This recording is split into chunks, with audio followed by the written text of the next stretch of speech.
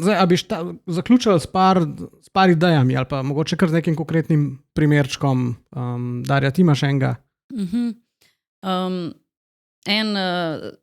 Startup se mi zdi, da je naredil nekaj takega simpatičnega, mislim, simpatičen ni prava beseda, takega gverilskega, to bi bilo te všeč, Gorazd.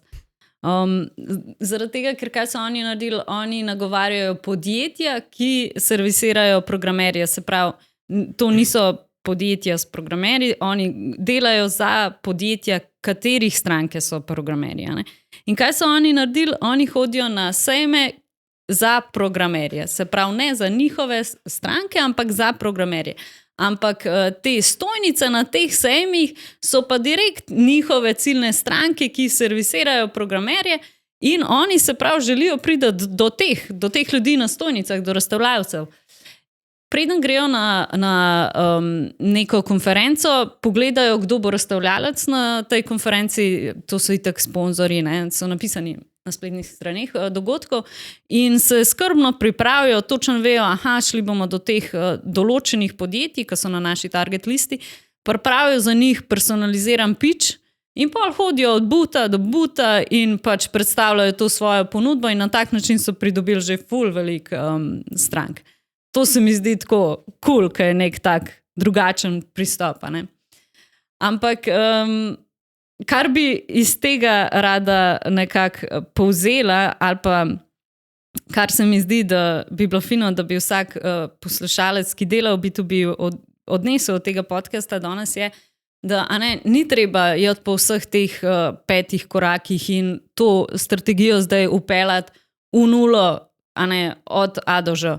Ampak lahko narediš eno tako taktiko, se pravi, zamisel si, to so tvoja ciljna podjetja, pa naslednjič, ko delaš nekaj, kar ti itak delaš, naprimer organiziraš nek dogodek, poskrbi, da bojo res ciljne stranke prišle na ta dogodek. To pomeni, bodi si neke nove stranke, ki si jih želiš pridobiti, bodi si obstoječe stranke. Med obstoječimi strankami je velikrat neizkoriščen potencial, pač so, z njimi se ne ukvarjamo toliko veliko, ampak med njimi bi lahko bile čist ene stranke, ki bi nam bilo v interesu in imajo potencial, da jih upsellamo, da z njimi naredimo ful več, se pa pač z njimi zdaj ne ukvarjamo. Se pravi, predlagam, da vsak malo razmisli, kaj od tega bi lahko vzel in v svojem običajnem poslu med mogoče obstoječimi strankami upelje eno od teh tehnik in že na tak način bo naredil prvi korak. Potem pa od tega naprej mogoče do res nekega account-based marketing pristopa v celoti. Ja, meni se je to cool. Mislim, raziskoval sem mogoče glih to, kako malo to uriniti, čisto par konkretnih idej. Torej, mi imamo že mogoče neka industrijska poročila ali pa karkoli podobnega, tam je treba mogoče sam nek nagovor dodati, ki je čist personaliziran, v vašem podjetju pogledajte si te stvari, ne? Ali pa to, kar si rekla, imaš neke dogodke ali pa mogoče webinarje, sploh webinarji, ki so neki nadaljavo, recimo, ki ne moreš nekoga v živo dobiti, pa ga malo pogostiti. Ena ideja je, pošlji mu bon za 10 evrov na Voltu, da si privošči kosilo med tem, ko bo spremljal webinar. Ali pa paketa kokic pošlješ za mikrovalovko po pošti. Te fizične stvari se mi zdi, da naredijo nek ta drugačen customer experience. Nekdo se bo drugače počutil, kot bolj osebno bo vse skupaj. Ne vem, par idejc, če bi recimo kdo nastopil na imaš dogodek, ki ga delaš skupaj s strankami, spet recimo, da je online, pošlji mu kamero, da bo dobro izgledal na tem dogodku.